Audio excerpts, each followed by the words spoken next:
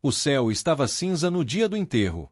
Um silêncio incômodo tomava conta do pequeno cemitério, quebrado apenas pelo som abafado da terra batendo no caixão. Lucas observava tudo de longe, com as mãos nos bolsos e o olhar perdido. Não chorava. Talvez por costume, talvez por orgulho. O avô nunca foi de abraçar, nunca disse eu te amo, nem mesmo em aniversários ou datas especiais. Era um homem de poucas palavras e de muitos silêncios. Um silêncio que agora parecia pesar ainda mais. Ao final da cerimônia, um senhor de terno escuro se aproximou. Era o advogado da família. Estendeu a Lucas uma pequena caixa de madeira, com uma expressão neutra. Disse apenas: seu avô deixou isso exclusivamente para você. Só para você. E foi embora. Lucas ficou parado, encarando a caixa como se ela pudesse falar. Não falou. Mas quando abriu, algo dentro dele começou a se mover. Dentro da caixa havia uma carta, um mapa desenhado à mão em papel envelhecido e um relógio de bolso antigo, parado às 14h17. A carta estava dobrada com cuidado. Lucas desdobrou devagar, sentindo o cheiro de papel velho misturado com o tempo. Lucas, se você está lendo isso, é porque meu tempo chegou ao fim. Sei que talvez você não entenda porque estou pedindo isso agora, mas há algo que precisa ser encontrado. Algo que deixei para trás há muito tempo. Siga o mapa. E, por favor, não julgue o velho que eu fui sem conhecer o homem que eu escondi. Com amor, seu avô. Aquela última frase. Com amor. Nunca havia escutado algo assim vindo dele. Era estranho, desconfortável até. Mas também necessário. Por que agora? Por que com tanta urgência? E o que exatamente ele esperava que Lucas encontrasse? O relógio estava parado. O tempo do avô havia acabado. Mas, talvez, o de Lucas estivesse apenas começando. 2 dias depois, Lucas arrumou uma mochila com o essencial, guardou a carta no bolso da jaqueta e seguiu rumo ao ponto marcado no mapa. O GPS não ajudava muito. Era como se o local tivesse sido esquecido até pela tecnologia. Ele precisava seguir por estradas secundárias, anotações rabiscadas à mão e pontos de referência que pareciam saídos de um tempo onde a pressa ainda não existia. O carro cortava o asfalto estreito enquanto a paisagem mudava aos poucos.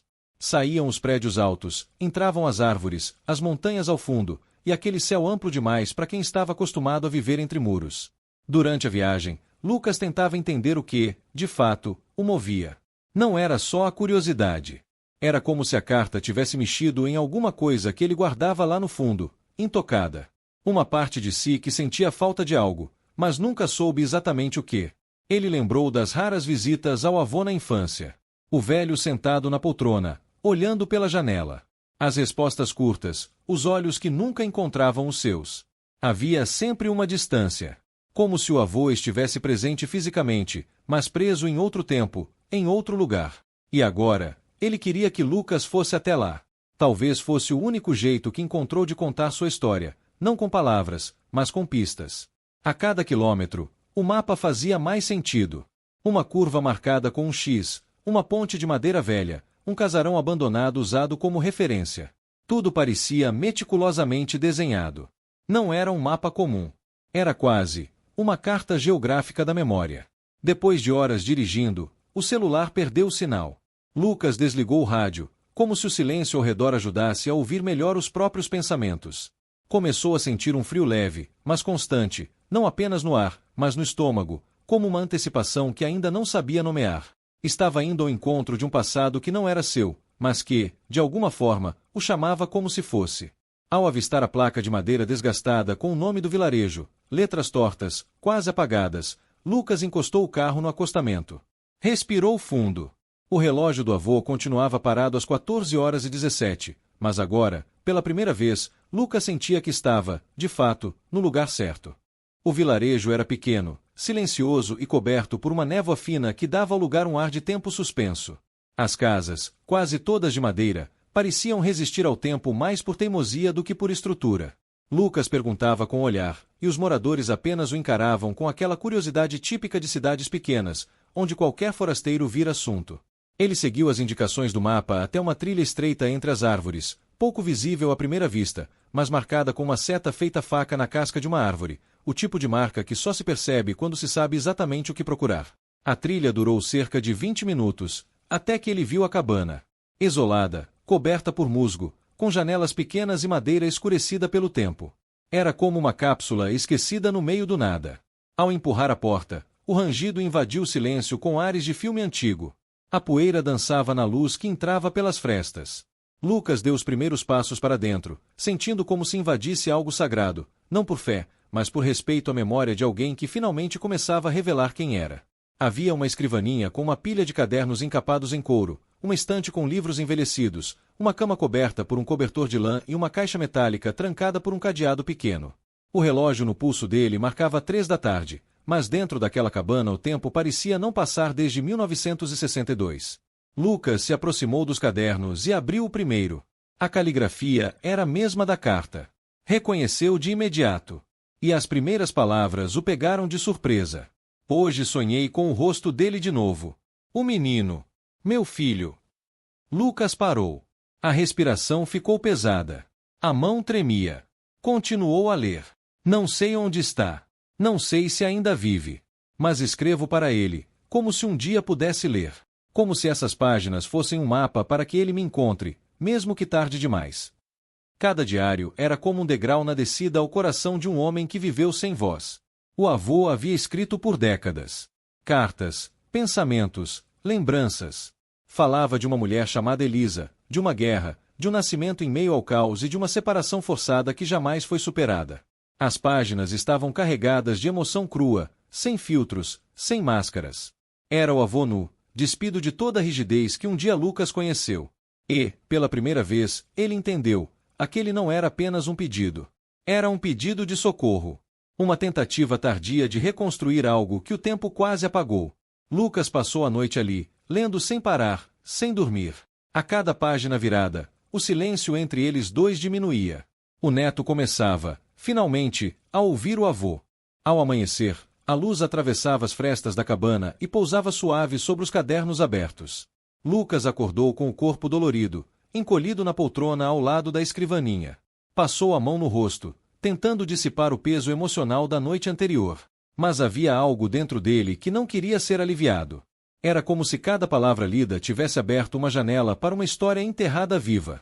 Ele pegou o segundo diário e voltou a mergulhar. Ela se chamava Elisa. Conheci num hospital de campanha. Cuidava dos feridos com as mãos mais firmes que já vi. Mas o que me prendeu nela foi o olhar. Era como se ela visse a minha dor antes mesmo que eu percebesse que ela existia. Lucas sentiu o peito apertar. A forma como o avô escrevia sobre Elisa era de um amor tão profundo que parecia inalcançável. Não havia romantismo de novela, mas havia verdade. Dor, saudade, desespero. Os relatos seguiam com encontros às escondidas, jantares improvisados durante apagões, promessas sussurradas entre sirenes de ataque aéreo. E, depois, a notícia: Elisa estava grávida. O avô escrevera com uma mistura de medo e felicidade. Queria fugir com ela. Queria criar aquele filho longe da guerra. Mas a guerra não permite finais felizes fáceis. Fui enviado de volta ao fronte antes de conseguir tirá-la de lá. Quando voltei, o hospital havia sido bombardeado. Deram-na como desaparecida. Ninguém sabia de nada. Vasculhei o que pude, procurei por meses. Mas a guerra não tem piedade nem de quem só queria amar. Lucas parou a leitura, sentindo as lágrimas queimarem os olhos. Havia uma humanidade escondida ali que o avô jamais deixou transparecer. Um homem devastado, partido, que passou o resto da vida convivendo com a ausência de algo que mal chegou a ter. E era ali, naquela cabana, naquele diário, que ele despejava tudo, como se escrever fosse o único modo de manter viva a memória de Elisa e do filho que nunca conheceu. Depois dela, nunca mais houve ninguém. Me fechei. Me calei. E fui criando uma casca dura para não sentir. Mas a dor nunca foi embora. Lucas fechou o diário devagar. Sentia como se estivesse conhecendo outro homem. Um homem que não gritava, mas sussurrava o tempo todo. Um homem que não sabia dizer eu te amo porque tinha medo de perder de novo quem amava. E naquele instante, Lucas entendeu, o silêncio do avô não era frieza. Era luto. Era culpa. Era amor em forma de cicatriz. Ele olhou para a cabana ao redor e sentiu como se estivesse dentro de uma alma. E naquele espaço de madeira, pó e lembranças, Lucas viu seu avô pela primeira vez. E, estranhamente, viu um pouco de si mesmo também. O silêncio da cabana já não assustava mais. Agora ele parecia carregar vozes escondidas nas paredes, como se cada madeira soubesse segredos demais. Lucas folheava os diários com mais urgência. Não pela curiosidade, mas por um senso de missão. Era como se cada página o empurrasse mais fundo numa verdade que precisava ser desenterrada. Até que, no quarto caderno, ele encontrou uma seção diferente. As páginas estavam grampeadas a cartas escritas à mão, mas nunca enviadas. Se um dia essa carta te encontrar, saiba que nunca parei de procurar por você. Lucas gelou. A letra tremia mais que nos outros textos. O avô parecia mais velho, mais cansado. E, então, o nome surgiu, Miguel. Um nome que Lucas jamais ouvirá em nenhuma conversa de família. Miguel, você nasceu em meio ao caos. Eu não pude estar lá quando veio ao mundo. E quando tentei te encontrar, já era tarde. Disseram que você fora levado por uma mulher que cuidou de Elisa antes do hospital ser destruído. Fui atrás de cada pista, de cada sombra. Mas o mundo não queria me ajudar. E com o tempo me venceu. Lucas sentiu o ar escapar dos pulmões. Seu avô tivera um filho. Um tio que ele nunca soube que existiu. E de repente, tudo fazia mais sentido. O mapa, a carta, os diários. Aquela jornada não era só sobre revisitar o passado. Era sobre entregar uma história que ainda estava em aberto. Você deve estar velho agora. Talvez tenha filhos. Talvez nem saiba que eu existo. Mas se algum dia alguém encontrar isso, se esse alguém for sangue do meu sangue, que entenda, eu nunca abandonei você. Eu apenas não consegui vencer a guerra que veio depois da guerra. Era mais do que um diário. Era um testamento. Um pedido de perdão lançado ao vento, com a esperança cega de que um dia alcançasse o destino. Lucas fechou o caderno com as mãos trêmulas. Precisava fazer algo. Não podia deixar que aquela história morresse trancada entre tábuas e poeira. Ele começou a fotografar tudo. Cópias digitais dos diários, das cartas, das anotações. Criou uma pasta no computador com o nome Miguel. E, pela primeira vez, sentiu que estava ali não só por ele, mas como mensageiro de uma história que precisava ser contada. Seu avô não queria apenas ser lembrado. Queria ser entendido. Queria que sua dor tivesse um propósito. Na última página do diário, uma frase soava como um sussurro final. Se você chegou até aqui, obrigado. Agora, encontre ele por mim. Lucas levantou-se, respirou fundo e olhou pela janela da cabana. Lá fora, o mundo seguia igual. Mas dentro dele, tudo havia mudado. A jornada, agora, tinha um novo nome. E ele não ia parar até encontrá-lo. O motor do carro rugia baixo enquanto Lucas deixava para trás o vilarejo envolto por névoas e segredos. A cabana ficava cada vez menor no espelho retrovisor, mas o peso do que carregava parecia aumentar a cada quilômetro. Dentro da mochila, os cadernos do avô, digitalizados e organizados, dormiam como relíquias esperando serem decifradas por quem de direito. Mas como encontrar alguém que viveu escondido por décadas? Como descobrir onde estava um homem que talvez nem soubesse que existia? De volta à cidade, Lucas começou a pesquisa. Visitou cartórios antigos, consultou arquivos públicos, cruzou nomes e datas, comparou registros de nascimento com os fragmentos de pistas deixados nos diários. As poucas informações sobre Miguel eram vagas, mas algumas menções em cartas davam pistas sobre a mulher que teria fugido com ele, uma tal de Dona Helena, enfermeira, que teria ido morar no interior de Minas Gerais com a criança. Lucas cruzou as informações com bancos de dados públicos, listas de funcionários antigos de hospitais da região e até registros paroquiais. Em pouco tempo, encontrou algo, um registro antigo de batismo, com data e nome que batiam. Miguel H. da Costa.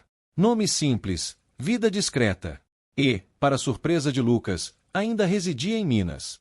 Um endereço constava num documento público de um pedido de aposentadoria feito há poucos anos. Era ele. Só podia ser. Mas Lucas travou. Ficou parado, olhando para o monitor, com os dedos sobre o teclado. O que diria? Como se apresenta um homem e diz: sou seu sobrinho. Seu pai era meu avô. Ele passou a vida tentando te encontrar. As palavras pareciam frágeis diante da carga emocional da história. E se ele não quisesse saber? E se o passado fosse um lugar ao qual ele havia escolhido nunca mais voltar? Mesmo assim, Lucas respirou fundo. Escreveu um e-mail simples, direto, mas cheio de respeito.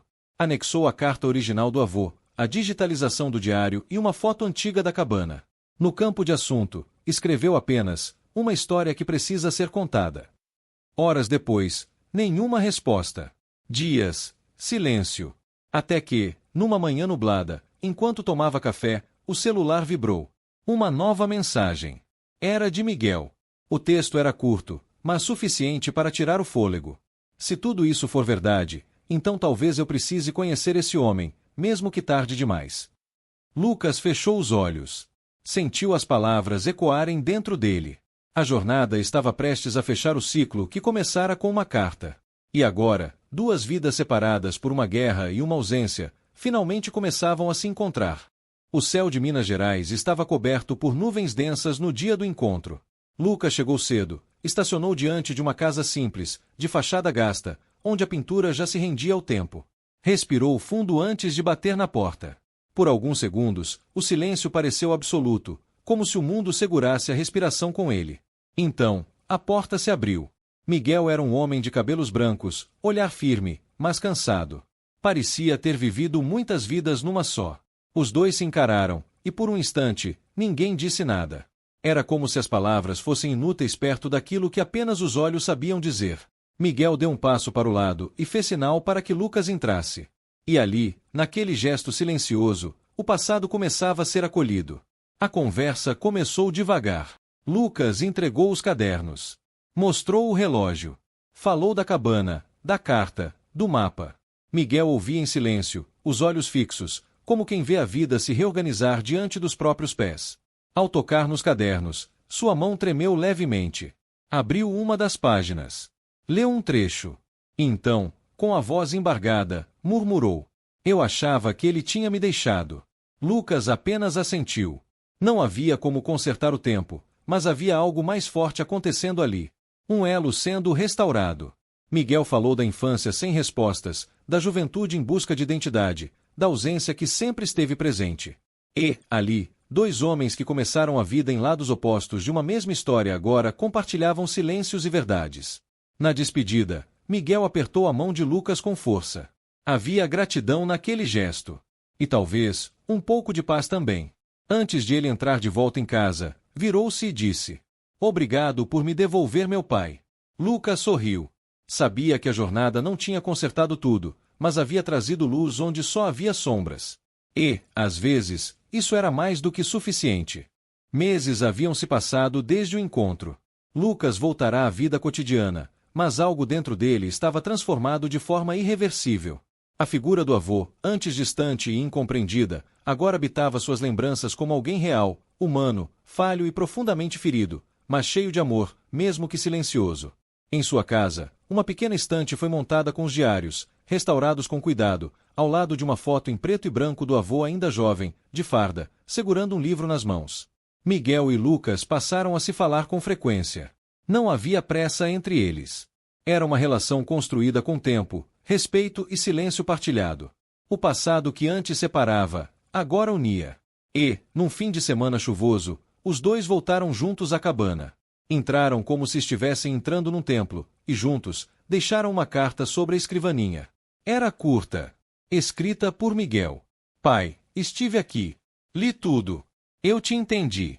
E, mesmo tarde, eu te perdoo." Na saída, Lucas olhou mais uma vez para o relógio parado do avô, ainda marcando 14h17. Não precisavam consertá-lo. Ele agora representava mais do que um horário fixo. Era o instante eterno em que 3 gerações, enfim, se encontraram. A vida não permite recomeços completos, mas permite que encontremos sentido mesmo nos pedaços quebrados. E naquele lugar esquecido pelo tempo, Lucas entendeu: legados não são feitos só de memórias, mas de escolhas. E ele escolheu lembrar. Escolheu continuar. Escolheu não deixar que a história de seu avô terminasse no silêncio.